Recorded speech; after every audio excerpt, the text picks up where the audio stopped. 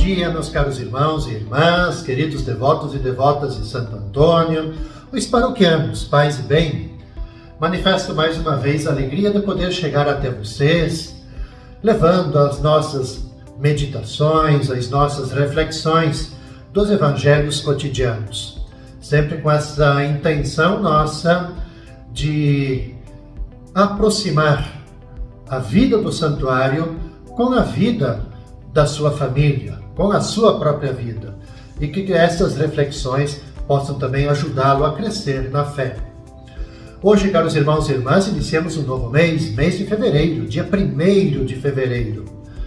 Para que bem possamos hoje rezar, meditar nos nossos corações, é-nos proposto o Evangelho de Marcos, o capítulo 6, versículos de 7 até 13. Jesus chamou os 12 e começou a enviá-los 2 a 2, dando-lhes poder sobre os espíritos impuros. Recomendou-lhes que não levassem nada para o caminho, a não ser um cajado, nem pão, nem sacola, nem dinheiro na cintura. Mandou que andassem de sandálias e que não levassem 2 túnicas. E Jesus disse ainda: quando entrardes numa casa, ficai ali até a vossa partida. Se em algum lugar não vos receberem, nem quiserem vos escutar, quando sairdes, sacudi a poeira dos pés como testemunho contra eles. Então os 12 partiram e pregaram que todos se convertessem. Expulsavam muitos demônios e curavam numerosos doentes, ungindo-os com óleo. Vejamos, caros irmãos e irmãs, a proclamação do reino não se faz, a gente nunca faz de um modo ocasional. A gente pode dizer que Jesus, ele cria uma instituição que põe em movimento e que planifica, coloca em prática, então, o anúncio da Boa Nova. O que é essa instituição que eu falo? São os 12, que depois da visita em Nazaré, Jesus envia eles agora em missão, dando para eles os seus próprios poderes, como escutamos no trecho. E eu gostaria de distinguir, a partir do texto, 3 momentos, 3 aspectos desse evangelho. No primeiro momento, o evangelho nos descreve, nos mostra que Jesus dá orientações quanto ao estilo de vida dos missionários. Jesus diz que eles não têm que levar provisões, mas eles têm que ter capacidade de confiar na generosidade daqueles a quem se dirigem. No segundo momento, Jesus define o método da pregação. Qual é o método que o Evangelho nos mostra? Que os discípulos indo em missão, eles devem se deter em casa das pessoas que os acolhem. Mas, ao mesmo tempo, eles têm que abandonar, sem ficar se lamentando, as pessoas que não os receberem. E o terceiro momento é o da execução da missão. Os discípulos partem e pregam a conversão. O finalzinho do Evangelho diz que eles pregaram que todos se convertessem, eles expulsavam demônios e faziam curas, e tudo isso faziam com muito sucesso.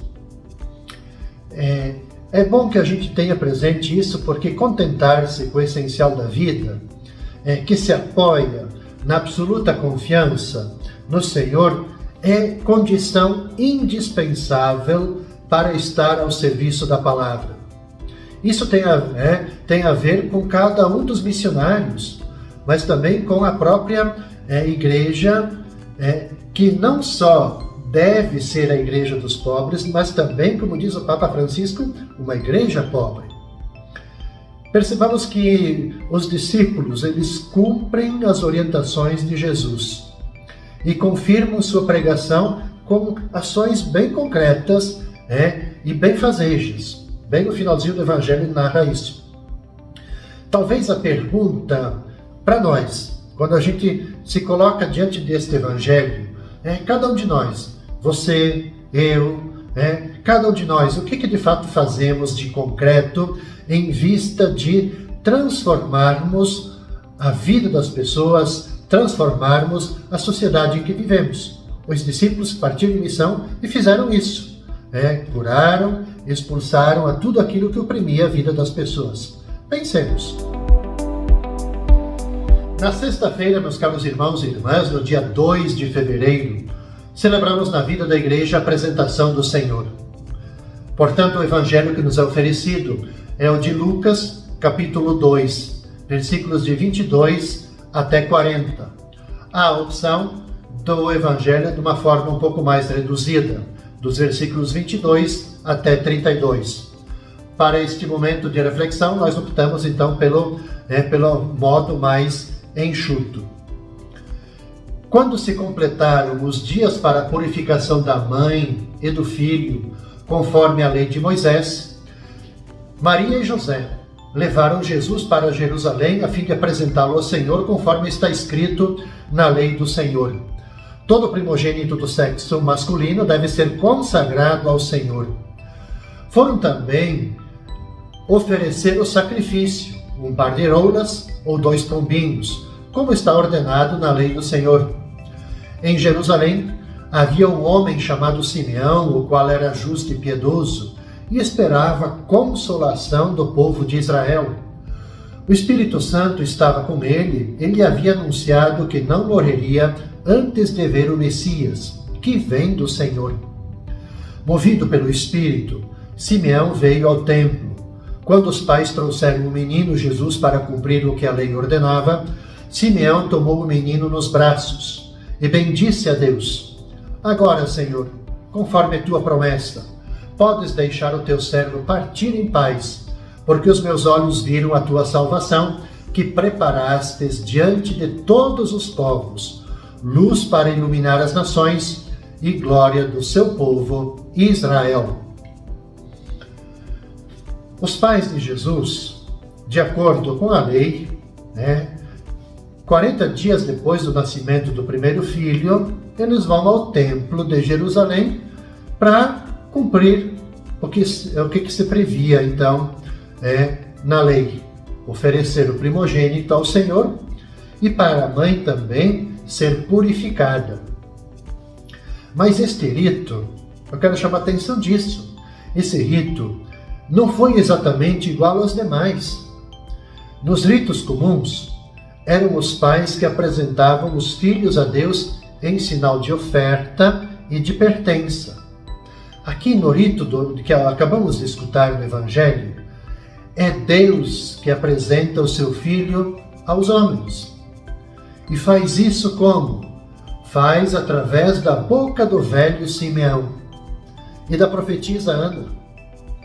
Simeão apresenta Jesus ao mundo, o Messias, o Filho de Deus, como salvação para todos os povos, como luz que vai iluminar as pessoas, mas também como sinal de contradição, como aquele que vai revelar os pensamentos dos corações.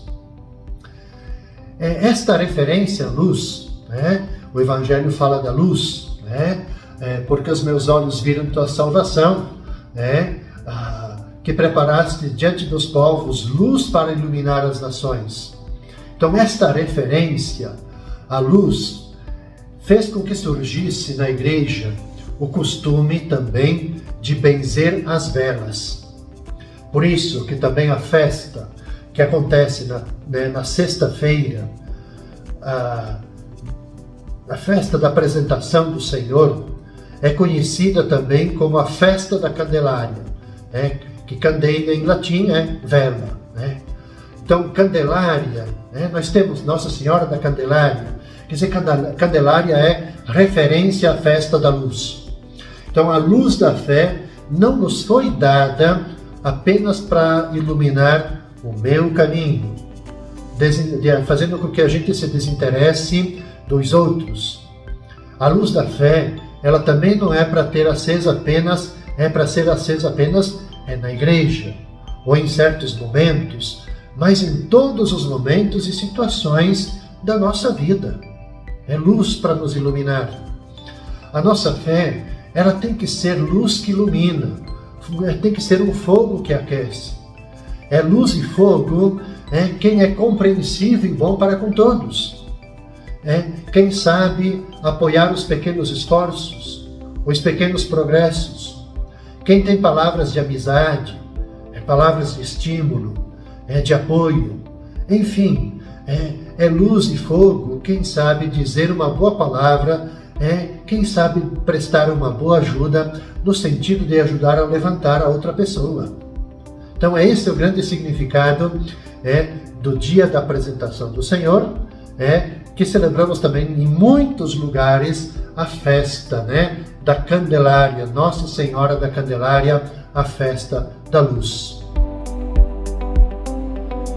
E concluindo, caros irmãos e irmãs, o nosso itinerário de reflexão da quarta semana do Tempo Comum, no sábado, dia 3 de fevereiro, rezaremos, meditaremos a partir de Marcos, capítulo 6, versículos de 30 até 34.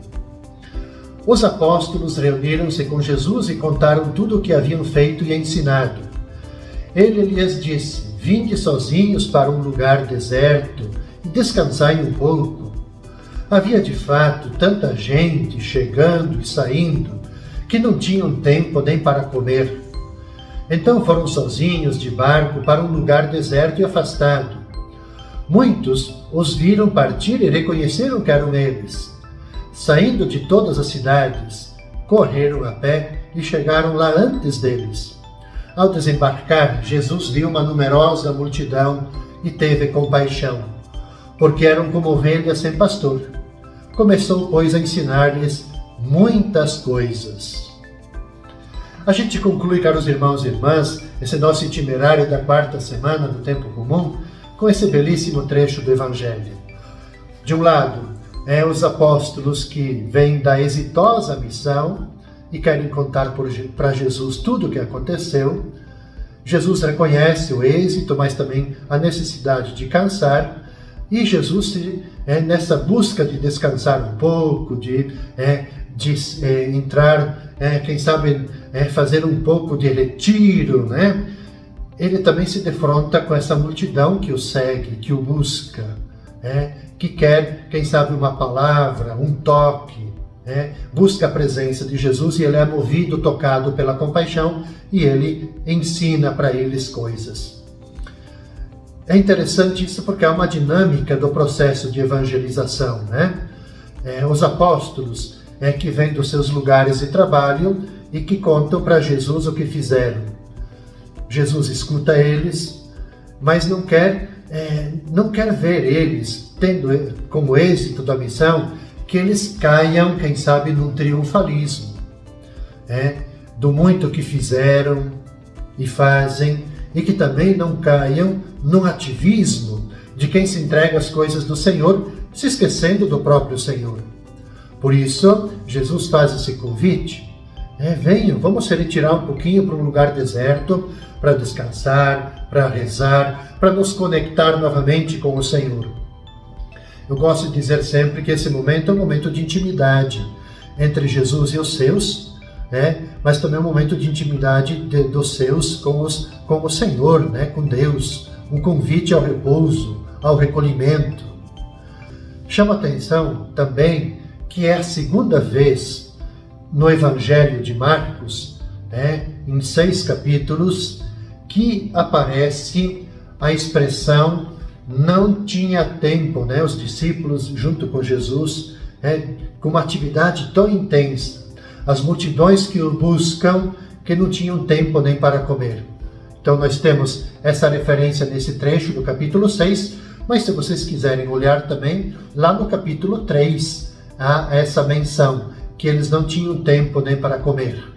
Referindo-se então a Jesus e os seus discípulos, que estão de fato envolvidos com muita gente, com essas multidões que o seguem. A gente pode se perguntar, quer dizer, o que busca essa multidão de homens, de mulheres e crianças? Querem, antes de tudo, recuperar. Creio que aqui há uma luz para a nossa ação evangelizadora. Eles querem, de fato, recuperar a esperança, o sentido de viverem. E Jesus dá para eles, em abundância, esse alimento espiritual. As pessoas que o buscam anseiam por uma sociedade, de fato, alicerçada em valores, como a justiça, como a boa convivência familiar e social, a prática da solidariedade, a prática do perdão, atos de misericórdia, enfim, tantas coisas. E é isso tudo que Jesus nos ensina. O finalzinho do Evangelho diz que ele ensinou muitas coisas para aquelas pessoas que estavam lá. E é isso que ele nos ensina, essas muitas coisas. Então, os que acorrem a Jesus sabem que ele tem palavras certas, tem palavras de esperança, tem palavras de vida eterna, que ama a todos, que é tocado, movido pela compaixão e dá preferência por aqueles que muitas vezes a sociedade da sua época, mas assim como hoje também, são excluídos, os empobrecidos, os marginalizados. Quer dizer, aquelas pessoas que estão sem esperança e que desejam recuperar a esperança e o sentido de viver. Caros irmãos e irmãs, que possamos também nós assumirmos esse desejo de sermos tocados pela compaixão e de nós, de fato, como Jesus, no mundo de hoje, levar a esperança, levar o sentido da vida para as pessoas. Concluo as meditações dessa semana. Desejo a cada um de vocês, irmãos e irmãs, toda a paz, todo o bem, com a nossa intercessão do querido Santo Antônio, padroeiro aqui da paróquia. Nos encontraremos então na segunda-feira neste mesmo horário. Paz e bem.